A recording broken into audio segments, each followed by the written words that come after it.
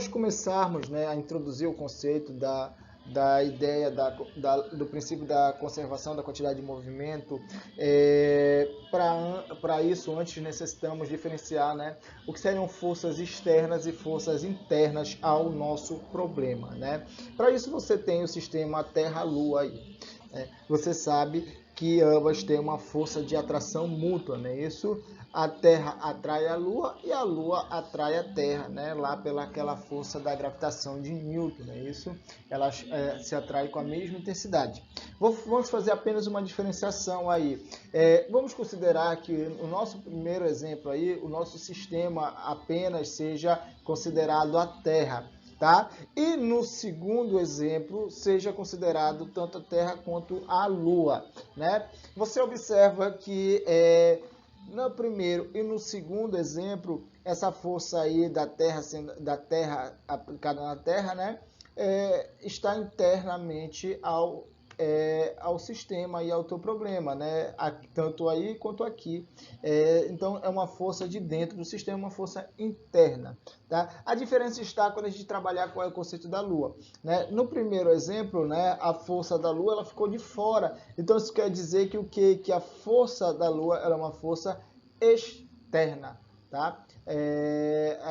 Ao problema e no caso, e nesse segundo exemplo, né, a força da Lua já foi considerada também no sistema, então ela é considerada como uma força interna, tá? Então, para isso você tem que entender que as forças externas são as forças que não estão presentes no sistema, tá? Elas não estão no corpo em si, no problema, né? Elas podem ser uma força que está aplicada no veículo, por exemplo, para ele se movimentar, não é isso? Diferente das forças internas, por exemplo, um exemplo de forças externas, forças de ação e reação. Elas são, né, forças externas que se anulam, né, por elas serem de iguais intensidades, né? Desculpa, elas não se anulam, elas têm o mesmo valor dentro desse sistema em equilíbrio aí no caso, tá? Então, para isso vamos introduzir a ideia. Sistemas isolados de força, tá bom? Considere um sistema formado por dois corpos, A e B, que se colidem. No sistema, as forças decorrentes de agentes externos, né, de agentes externos ao teu sistema aqui, tá? Vou grifar aqui. Ao sistema são chamadas de forças externas, como a gente viu no slide anterior, né? Como, por exemplo, o peso e a força normal no sistema. A resultante dessas forças externas é nula, não é isso? Ela vai ser nula aqui nesse caso. Durante a interação, o corpo A exerce uma força em F, uma força F no corpo B, e este exerce no corpo B uma força menos F de mesmo módulo e sentido oposto. As forças F e menos F correspondem ao par ação e reação. É isso que são aplicados em corpos diferentes, aí com a mesma intensidade, só em direção contrária. Denomina-se sistema isolado de forças externas, o sistema cuja resultante dessas forças é nula, não é isso? É nula, atuando nele somente o que a gente chama de forças internas ao teu sistema. Aí, tá? Agora, bora cá. Vamos construir agora o princípio da conservação da quantidade de movimento, né? Você sabe que o impulso ela é a força sendo aplicada naquele corpo durante um intervalo de tempo. Essa força resultante aí, ela é uma força externa, né? Ela é externa ao sistema, tá? Então, é uma força, por exemplo, eu tenho uma bola e eu quero lançar a bola. Eu, externamente, a bola irei aplicar uma força que irá impulsioná-la a ela, né? Essa força será aplicada durante um intervalo de tempo. Isso a gente aprendeu nas aulas passadas, não é isso? Então, considere esse sistema isolado de forças externas agora. Bom, a gente aprendeu que o sistema que está isolado de forças externas, não é isso? Quer dizer o quê? Que essa força resultante ela vai ser igual a zero, não é isso? Tu não vai ter essa força aqui, porque ela vai valer zero. Então, quanto vai ser o impulso? Também vai ser zero. Então, você não vai impulsionar, né, esse teu sistema aí, porque tu não tem forças externas agindo sobre ele. Né? Então, pelo teorema do impulso, nós sabemos que o impulso ele é igual à variação da quantidade de movimento. Né? E a quantidade de movimento, nessa variação, é a quantidade de movimento final menos inicial. Como o impulso ele é igual a zero, tu verifica que a quantidade de movimento inicial e final, ela não muda. Então é o seguinte, a quantidade de movimento de um sistema de corpos isolado de forças externas é constante, né? Então ela vai se preservar em todo o período, né? Voltando para esse princípio aqui, agora você tem, né, que esse primeiro ele é um sistema não isolado, porque aqui você tem uma força externa nesse exemplo aí, e aqui ele vai ser isolado porque nesse exemplo ele não tem força externa. Já que ele não tem força externa, né, isso, a quantidade de movimento ela vai ser mantida, ela vai ser constante aqui dentro do sistema. Isso é importante dizer que é dentro do sistema. Essa quantidade total no início e no final ela vai ser preservada. Tá? Então, para isso, nós trazemos algumas observações. A quantidade de movimento pode permanecer constante, foi o que eu falei aí, né? Ainda que a energia mecânica varie. Então, lá dentro, nesse princípio aí, a quantidade de movimento é constante, porém a energia mecânica ela pode variar. Isto é, o princípio da conservação de energia e da quantidade de movimento são independentes, tá? Isso é importante dizer que ele pode variar, né? Ele pode conservar a energia ou não conservar a energia e conservar ou não conservar a quantidade de movimento. Eles são independentes. Aí, mas se ele for um sistema isolado, né, sem forças externas, o princípio da conservação da quantidade de movimento, né? Podendo ou não variar essa energia, né? A gente vai ver lá nas colisões, né? Colisões elásticas, inelásticas, né? E aí a gente vai ver, né, quando conserva a nossa quantidade de energia. A quantidade de movimento dos corpos que constitui o sistema mecanicamente isolado não é necessariamente constante. De novo, gente, a quantidade de movimento, olha aí, a quantidade de movimento dos corpos constituintes. Então, eu não estou falando da quantidade de movimento total, tá? De cada corpo que está lá dentro do teu sistema, tá? Constituinte o sistema mecanicamente isolado não é necessariamente constante.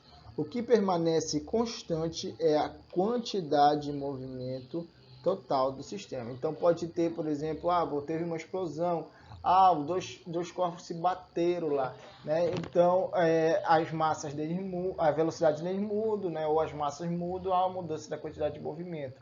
Mas a soma de todos vai te dar o mesmo valor, já se ele for um sistema isolado, tá? Aqui você observa o seguinte, né? Você teve uma bala, então durante uma desfragmentação ou explosão, o centro de massa do sistema não altera, né, o seu comportamento. Então, se não tivesse explosão, você ia ter, né, esse percurso aqui.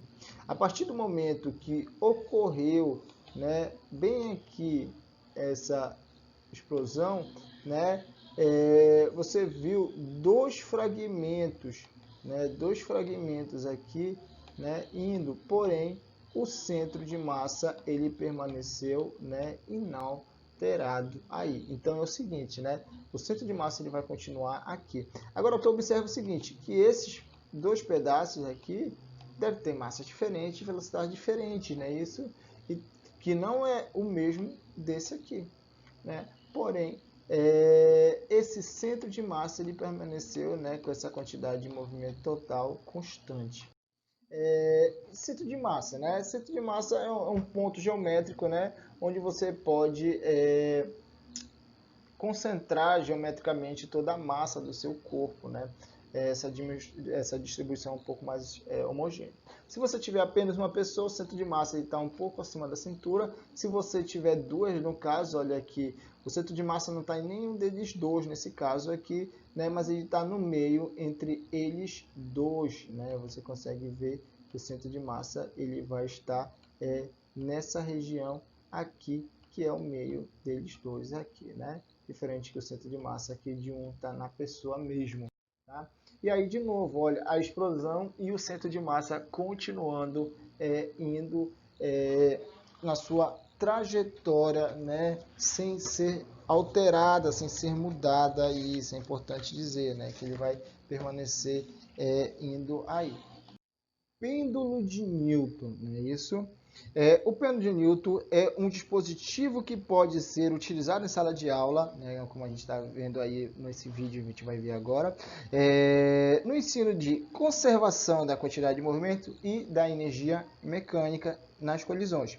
O nome dado a esse experimento é uma homenagem ao físico Isaac Newton, né, o nosso ser Isaac Newton, que foi quem o propôs para fazer análise de vários princípios da mecânica, tá? E aí eu leio esse trecho aqui, né, para poupar o esforço de você na sua leitura. Esse instrumento é construído a partir de uma série de, no mínimo, 5 pêndulos que são colocados adjacentes uns aos outros, né? Eles são enfileirados aí no caso, né? Cada um dos pêndulos deve ser preso a uma armação de metal ou madeira por meio de 2 cordas de comprimento e massas iguais. Quando se levanta uma bolinha de sua extremidade, ela adquire energia potencial, no caso, né? E ao ser solta, choca-se com as outras e transfere energia e também o que? Quantidade de movimento para o sistema, de forma que a bolinha da extremidade oposta levante-se também. O movimento repete-se por várias vezes até parar em razão de perda de energias que ocorre no sistema, né? Esse sistema ele não é totalmente isolado, então ele é um sistema dissipativo, ele vai se perdendo com o tempo, né? Essa energia ela vai sendo dissipada aí. Então, gente, fiquem aí com o vídeo, tá? E fiquem com Deus.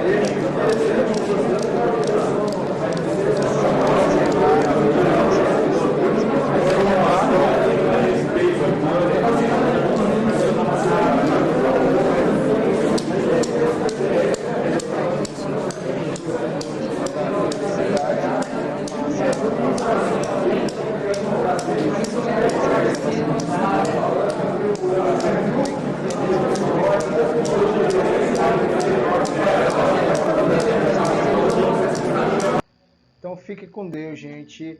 E até mais.